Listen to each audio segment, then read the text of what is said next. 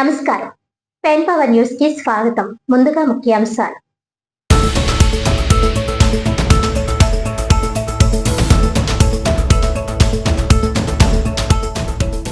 కాకినాడ ప్రజలకు ఆహ్లాదంగా ఏ square go karting సంస్థ ఆధ్వర్యంలో హెలికాప్టర్ సర్వీస్.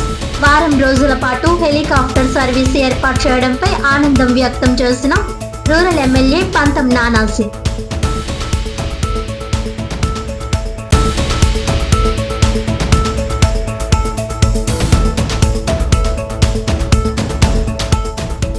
ఢిల్లీలో ఏఐ ఎక్స్పో సందర్భంగా జరిగిన ఘటనను ఖండించిన బీజేపీ యువ మోర్చా.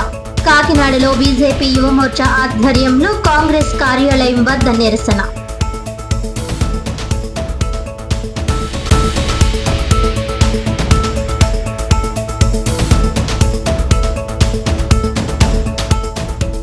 తిరుమల లడ్డు తయారీలో అవినీతి కోట్లాది భక్తుల మనోభావాలను దెబ్బతీశాయి.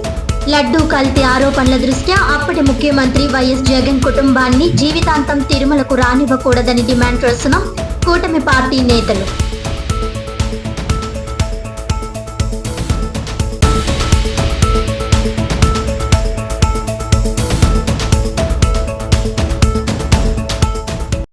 డీటెయిల్స్ చూస్తే, తిరుమల లడ్డూ తయారీలో జరిగిన అనియమాలు కోట్లాది భక్తుల మనోభావాలను దెబ్బతీశాయని, లడ్డూ కల్తీ ఆరోపణల దృష్ట్యా అప్పటి ముఖ్యమంత్రి వైఎస్ జగన్మోహన్ రెడ్డి కుటుంబాన్ని జీవితాంతం తిరుమలకు రానివ్వకూడదని కూటమి పార్టీ నేతలు డిమాండ్ చేశారు.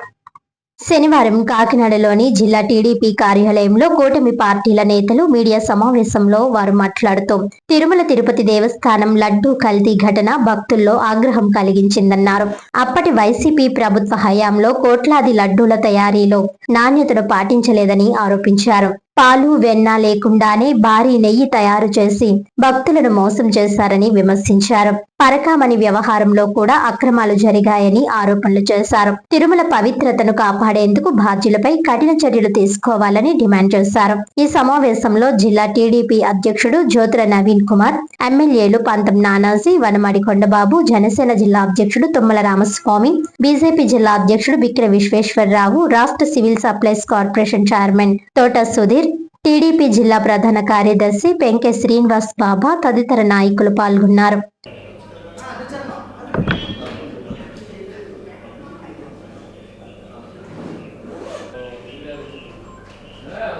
లేదని చెప్పి మా నవీన్ చెప్పాడు. ఇప్పుడు నవీన్ బాధ్యతలు చేపట్టిన తర్వాత మొట్టమొదటి ప్రెస్ మీట్ ఇలా పెడతానని అనుకోలేదు, ఈ విధంగా పెడతానని అనుకోలేదు.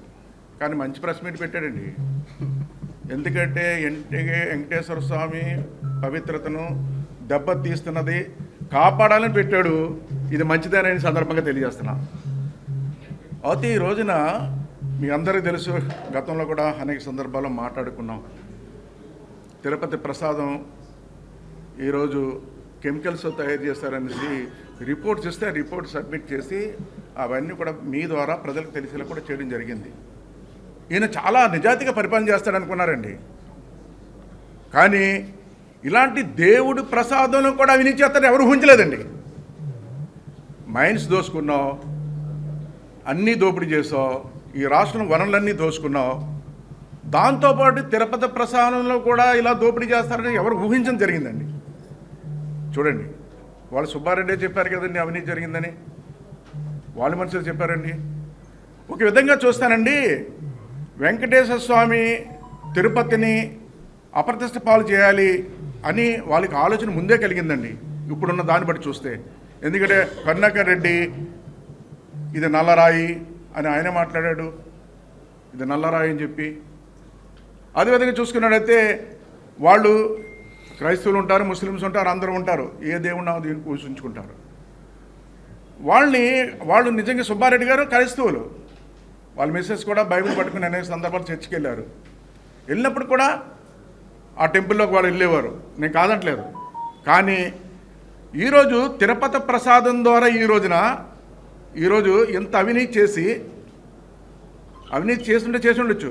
కానీ ప్రజల మనోభావాలు దెబ్బతిన్నాయండి. ఈ రోజున భక్తుల మనోభావాలు దెబ్బతిన్నాయి.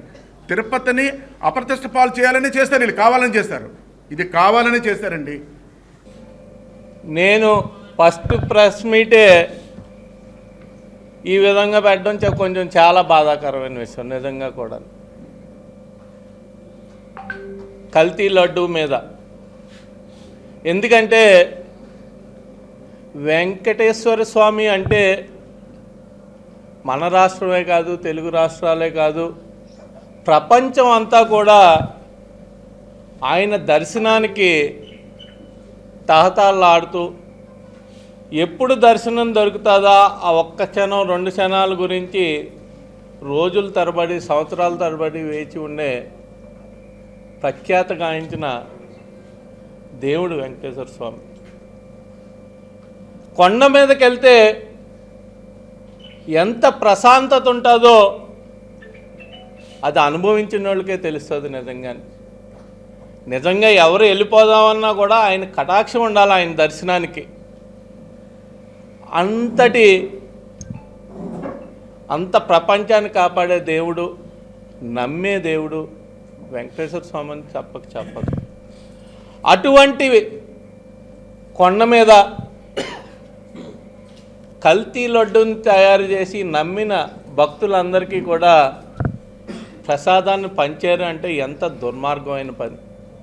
నేను రాజకీయాల జోలికి పోలేదు, దేవుణ్ణి రాజకీయాల్లో తలుచుకోలేదు, కానీ ఎంత దుర్మార్గమైన పని అది అంటే ఎవరు హర్షించదగ్గలేదు. ఇది దారుణాతి దారుణంగా ఉందని నేను భావిస్తూ, ఆ విధంగా మీ ప్రవర్తన ఉండకూడదు.